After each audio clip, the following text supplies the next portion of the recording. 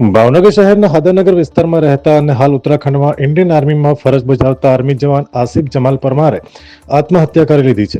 તેઓ ગત 23 ફેબ્રુઆરી રજા ઉપર પરિવારને મળવા ભાવનગર આવ્યા હતા. મળતી માહિતી મુજબ આસિફે પોતાના ઘરે અગમ્ય કારણોસર જેવી દવા પી લીધી હતી. ગંભીર હાલતમાં તેને હોસ્પિટલ ખસેડવામાં આવ્યા હતા, જ્યાં સારવાર દરમિયાન તેમનું મોત થયું હતું. બોર તળાવ પોલીસે બનાવની નોંધ કરી તપાસ શરૂ કરી છે. આત્મહત્યાનું કારણ હજુ અકબંધ છે અને પરિવારના નિવેદનોના આધારે વધુ તપાસ ચાલી રહી છે. અહેવાલ ફિરોઝ મલિક, ભાવનગર.